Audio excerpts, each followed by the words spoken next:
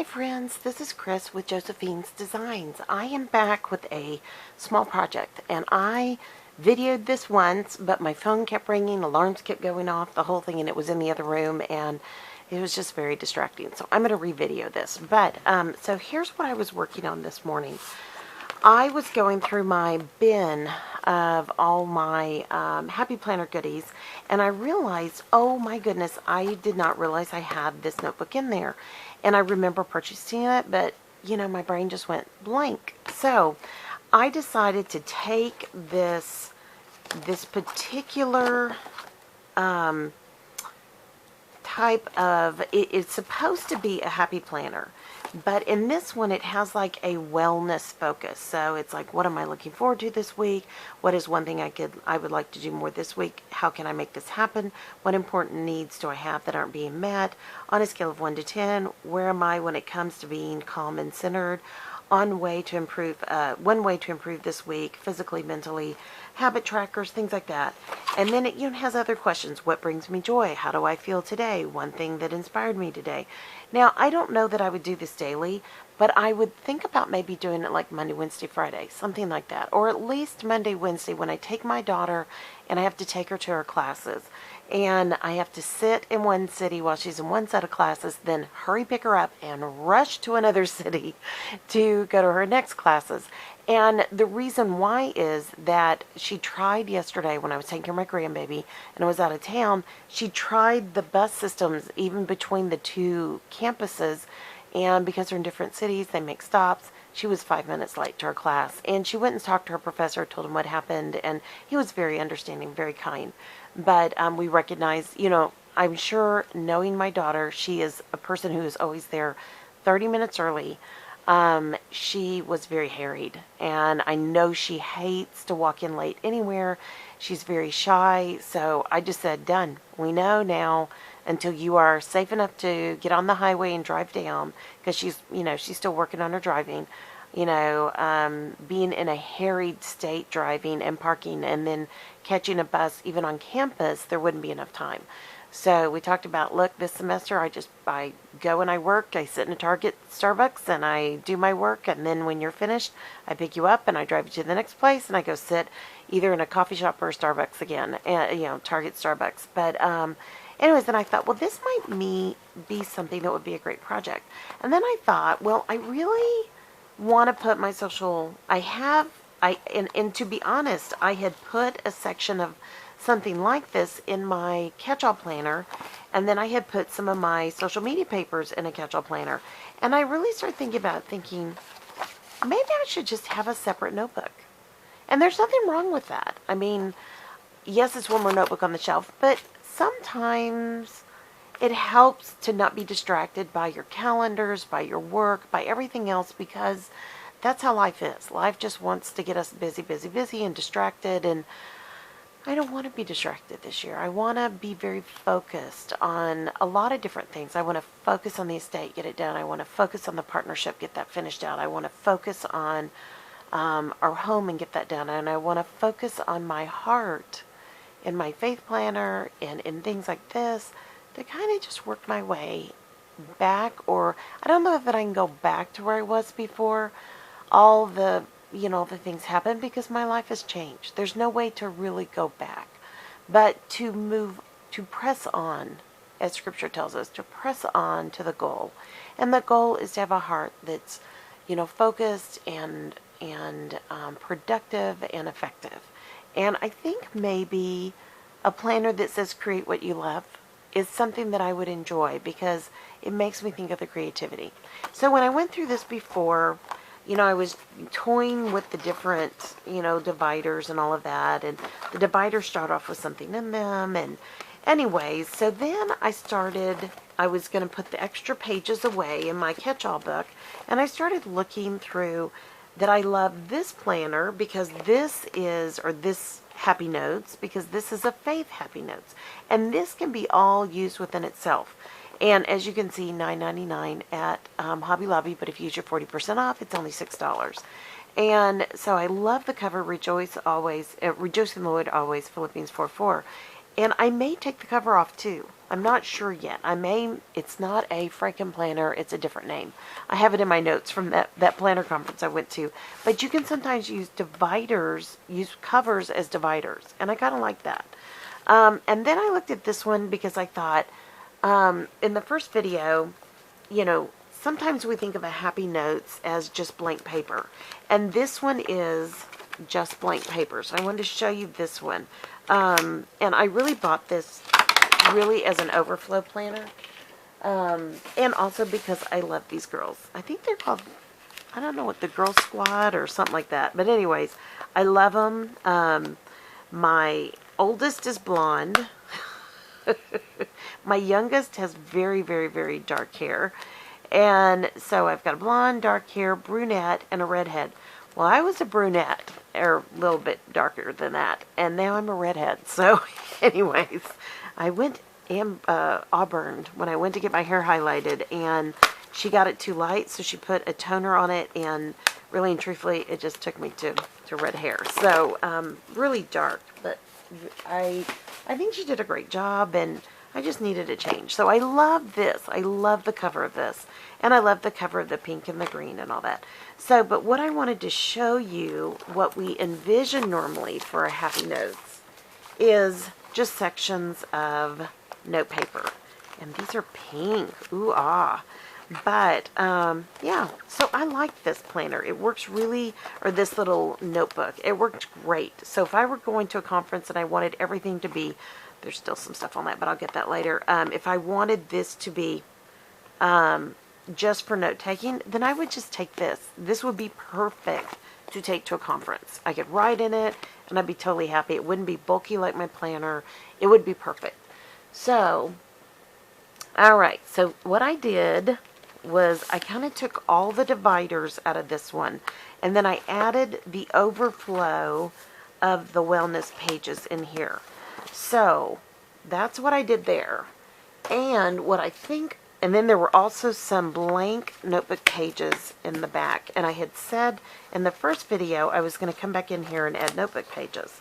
So what I'm going to do is I'm going to put these in just this order because I really like, this was how it was set up, you know, with Be Still first. And I think for me to focus on this, I just need to be still and quiet. And so I love that cover.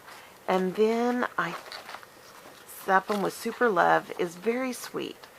But I may put these two together. I'm not sure yet.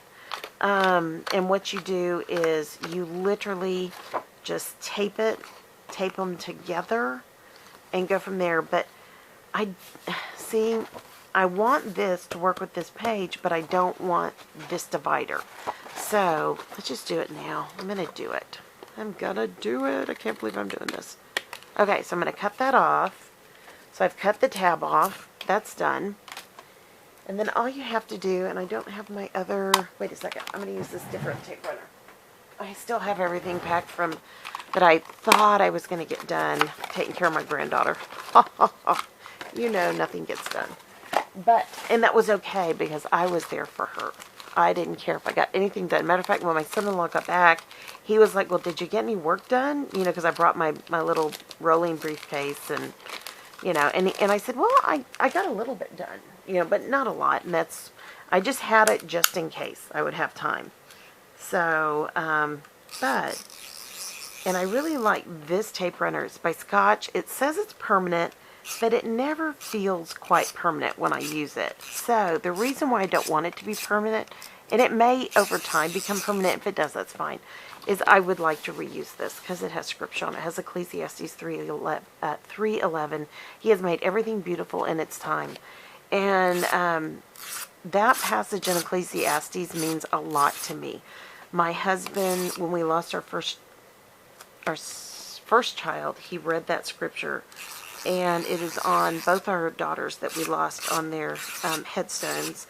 And it meant a lot for me. You know, it did. You know, there's a time to laugh, a time to cry, you know, all of that. So, time to rejoice, a time to mourn. And I love that now. And so all you have to do is just, you know, get them together. And it's easier to do it on the rings, and voila. there we go. The section is set up. Now, if it just feels like it's not working that well, you just keep working it back and forth. You guys have seen me do this, and then it's fine. So now I'm going to go to the end of these pages, and I'm going to add in the last section. So what I wanted to do with this was have a social media page section. So here's my social media section. Sorry. Here we go. See, I still have to work all these pages in. Social media, and I will come back in, and I may or may not, write it down. I tend to know what they are. Then I've got my wellness section, and now I've got my blank paper section that I also pulled out of that faith planner. And I want blank paper in here for two reasons. Number one, sometimes in wellness, we need to write. We may need to write something and then burn it up in the fireplace, because it's just a way for us to get our feelings out onto a page, but yet we don't really want anybody to read it. And that's so normal, guys. And so healthy. As long as you have a fireplace and it's safe to light it in there. But also, I want this blank paper in here for brainstorming, because years ago when I used to work and craft and do all those things, I would think of things and I would write them out, and I was able to create with them. And I was sharing in the first video that there were two ways that I could go and de-stress, and the world didn't crowd in my head or heart. And one of them was I'd go to the ocean. When I was a kid and things got rough, I would go to the ocean, especially in the winter. I loved it. I would park my car at one of the hotels, and I would walk down to the beach, and I would just be freezing, which I didn't like, but I was alone. And there's something about that winter air that makes everything louder. And I'm sorry, I should know the science behind this, but I don't. And even on our property, we can hear things, more. And I'm sure it's the direction that the wind comes in. I don't know. But for me, I love that loudness of hearing the ocean and the waves and the seagulls and whatever else I was hearing. And then I also love the aloneness. Nobody goes to the beach in the winter, at least where I grew up, because why? There's much better days to go. And I would pick the worst of the worst, hopefully not raining, but definitely cold. And I just loved being alone on the water. It was like the one place I could go, and I don't know if it was the ocean or what it was, the sounds, the birds, whatever it was, the breeze, the smell. I mean, I loved the smell of salt water, and it just cleared my mind. It was amazing how I could be alone with God and my thoughts. And as a Christian, we know one thing. We were made in God's image. And one of the things that even Jesus needed to do is he had to go be alone with God the Father, so that he could rest in him. And when he needed to be alone, he would go to the garden to pray. And so we do need to go and get alone by ourselves. And for me, where we live now, it's not 100% conducive for that. Like, I don't necessarily like being out by farm fields, because I know, pardon me, the health risks of all the chemicals used, and I know how allergic I am to them, and I know the negative side of that. And I don't mean to be Debbie Downer, but it's just real for me. And then the other place that I know that I can go and be alone in our area is the Ranchland. And next door to us are cows. And literally that fence line goes along our driveway line on our property.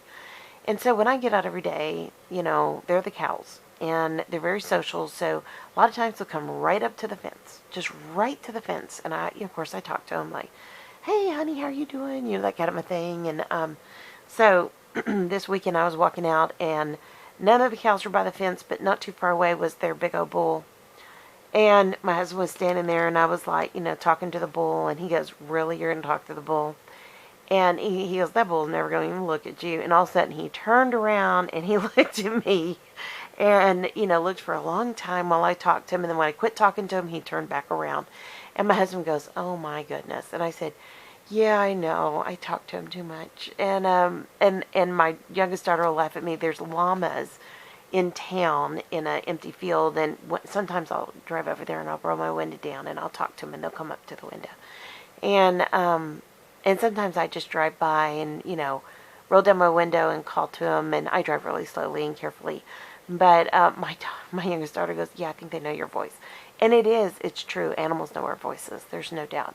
But that's joyful to me. But it's not that place where I can go and just focus. And it's just one of those things in life where I kind of just need to go and focus. And I don't know where that is now. And open Ranchland is a nice place for me to go, but then you're going out on roads, and you know what I mean. I mean, sometimes I have that opportunity, not always. And because we drive a lot of back roads, there's no doubt. But the back roads are getting really inhabited now. Everybody's moving out to the country. So I'm not sure where that is yet. With my children here, I was always busy and focused and taking care of them. And now the house is getting to be more and more empty. It's this still mess, that we don't really know what to do with. And I just need to sit quietly with my thoughts and pray.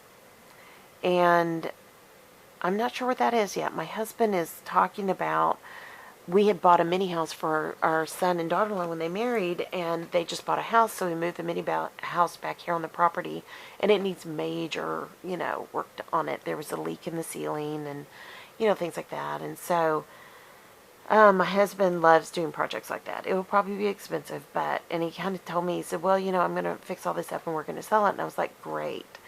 Because we had a problem with the city when they were here on our property in it. And then he said, "You know what? I think I may fix it up and keep it." And I said, "Well, you and I both know we're going to have a problem with the city." And he said, "Well, let's see. Let's just see." And, we talked about, could it be like a little getaway for our kids when they come home to visit with their kids? What could we do with it? And maybe it's just a place for me to go and pray. I don't know yet. I don't know. I'm here alone in the house. You would think that would be enough, but when I see the house, I see work.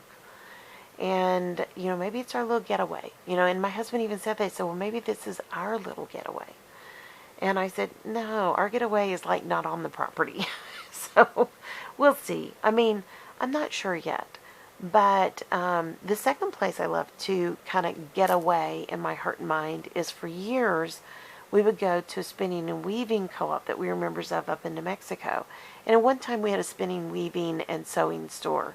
And a brick and mortar and online store, and here in our town. And when I would weave, I would tell my husband, I would say, because they would have looms that you could just go and weave on, and I love that because there was one gal who volunteered there who would always come and say, "Okay, here's where you need to work on this, you need to work on that," and this, and I'd be like, "Yes, ma'am." And she was amazing. She was, Native American, and she loved teaching and usually paid for that. And we were so poor that, we really couldn't afford that. It was a luxury enough to rent a loom for like $6 a day, and for us to pay the travel to go use the loom. And because we were members of the co-op. And anyways, she was just so kind, and we hadn't been for a long, long time, and we ran into her a couple years ago, and I was like, "I wondered if we'd see you." And she goes, "I remember you." And I said, "Yes." I said, because we didn't go for a long time. And she was just, my parents were sick. We didn't go. And so, I just told her what had happened. And anyways, and so she was like, "I'm so glad you're back." And we went last year, but we didn't weave. And I think this next year, I think we need to get back in that habit, because when I would go weave, I would tell my husband, "You're in charge of the children." I very rarely said that to my husband because he worked full time. I was the at-home mom. I felt like, it was kind of hard for me to say, "You've worked full time, now come home and take care of the kids." I just didn't feel good about that. And you know, I mean, he was always very preoccupied, and when he cared for the kids, you know, so, and he did a great job. I don't want to ever say that, but we had different opinions on a couple of things, and so it was a lot of prep for me, either before or after, and sometimes it wasn't worth it to me. So, and he still had time with the kids. Don't let me, you know, I don't want to say he didn't. He did, and he was a great dad. But when we would weave, I knew he was in the building, and he would weave with the kids, and they would set up looms for the children, and they would be in another part. And I would literally put my headphones on, and I'd be in the back room, and I would just be praying and weaving and listening to my music. And weaving is something that's very physical. You know, these are floor looms, so you're running shuttles, and you're changing your yarn, you're counting your threads, you're working the loom back and forth and back and forth, and you're using the pedals on the floor. And I was never a great weaver, but I could get into it, and I would get through, and I'd be like, wow, I just feel fantastic. And finally, after about the second or third time, I realized I'm so concentrated. I'm so concentrated on this, and I'm praying because I'm like, Lord, please help me not make a mistake, and please show me what am I doing right or wrong, you know, the tension and just the different things that I would be thinking of. And I recognized it was like I was listening to the ocean. I was listening to the waves, and I was hearing God speak, and I was moving that loom, and I loved the feel of the loom and the sounds that it made, because we were on wood floors, and just the smell of the co-op itself. There was something about it. And I know that, you know, just like I go to the ocean, I would smell the solder. I'd go to the co-op, and I would smell the New Mexico air, and just, I don't know what it was. If it was the dyes when they were dyeing the fibers, or, you know, all of that. And I know it sounds silly, but everybody has that place. Everybody has that thing. And if you don't have that place in your life, I pray for that for you, because we all need that space to get away and work on our thoughts and our, you know, the things that are in our head, because life gets us in a messy place. And I don't have that here, because the loom we have here in the basement, that's my daughter's, my oldest daughter's, and I know she's going to come pick it up, and I don't want to interfere with her. You know, I don't want to damage it. I don't want to, you know, and floor looms are so expensive. I don't see myself doing it. I mean, I might do it for the next 5 years, but who knows what's going to happen with my arthritis and my knees, and, you know, and I don't want to ask my husband, you know, hey, what do you think if I went and got, you know, and I mean, and I think he would say, great, but I don't think that's a good idea. And, you know, as I set up my craft cottage, I might even contemplate, should I go get a loom and put it in there? And I just decided I'm going to sell off all my fibers and everything else. And I still have my spinning wheels, and I may keep those and spin, you know, so I can crochet, you know, but I don't know. And the thing I have to say is, we all need that thing. We need that place or that activity that helps us get alone with our thoughts and calm down. You know, just as I've said, Jesus went to the garden to pray. He went to be alone. He was quiet. You know, there's a place in New Mexico called Glorieta, New Mexico. It's in Glorieta, New Mexico, but it's named Glorieta, and it was a Baptist encampment for years and years and years and years and years. And they recently sold it in the last few years to another Christian encampment, and it's changed a lot, and it breaks our heart every time we go see it, because they've changed things that were so beautiful in what it was all those years ago. And, you know, but there's still the prayer gardens, and there's this place called the prayer gardens, and you can walk up this path, and there's a stream coming down the hill, and beautiful flowers, and there's even like an outside little like church area where there's a place for a podium and people to speak, and, you know, there's little not cabanas, but like little, what do you call those? Oh goodness, just escapes me. You know, like a little bitty shelter where you can sit inside of it. And I'm going to think of it as soon as I hang up, or finish up with this video. Hang up. There you go. When I finish with the video, not a cabana, Oh, goodness. Okay, I'm going to move on. But there's places where you could go and sit and chat with someone, or you could go and sit and be by yourself. And it's gorgeous for photo taking. I have one of the photos on my wall that I took years and years ago. And but it's a place to get away and be alone. And when I was a kid and go to camp, and I would go to camp there, it was where we would go and have our morning devotionals, and then you could go off and be by yourself, group devotionals, and then we'd spread out. And not everybody gets up early and goes to the prayer garden, and I'm not a morning person, so I didn't go many times. But I would go later in the day when nobody was around, and there's benches, and you could just sit and watch the water, hear the birds, feel the cool breeze, because it's up in that beautiful crisp air of near Santa Fe, New Mexico. And it was just beautiful. And I need that prayer garden again. I need to figure out what it's going to be. My husband, I've talked about putting in a deck between the two, the craft cottage and his office. And I'm wondering if that would be it, where I could put flowers and things. I'm not sure yet, because when I go to the front porch of our house now, in the beginning we were there, it was I could sit out there and, it was all pretty and all that. But now the city's building out towards us, and I hear the trucks and I hear things like that, and I don't want to hear those things.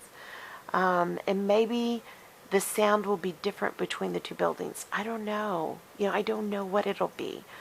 But it may be that quiet place. I don't know. And I've saved some little plastic stacking chairs that were at my parents', and I'm going to put those there, and some flowers and some little things that were theirs on their property.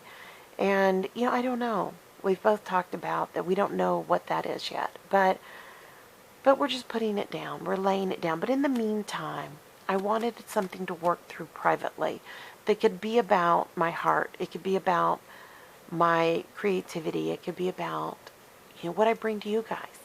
So, anyways, I hope you liked this. I know it's very different, and I know it's not the same as what most people would do, but here's my social media section, and it just says be still, and that's on the other side. And I love pink flowers with green. And then here is my wellness section, and he has made everything beautiful in its time. Seems very apropos. And then here's just my blank page, which is live a quiet life and work with your hands. 1 Thessalonians 4:11. So you can see why I loved these dividers. And I loved this cover. I love the other cover too, and I may still put it in as like my dashboard, and I think I may. But create what you love. And guys, find a way to create what you love. Okay? All right, my friends. And it may be anything. It may be how you rear your children. It may be how you do your job. It may be whatever it is. Find a way to create what you love. All right? Okay, friends. I'm going to let you go. I just wanted to share with you this, and I pray that your day is blessed, creative, and lovely. I hope this encouraged you. If it did, give it a thumbs up. I really appreciate when you guys give feedback, and you guys are always so encouraging. I appreciate that. Leave a comment if you like. Forward this if it'll encourage somebody else. It's all good. If you're not subscribed, we'd love to have you. Yeah. Okay, friends. I will let you go. Thanks for being here today. I'll be talking to you soon. And yeah, y'all take care. Bye-bye.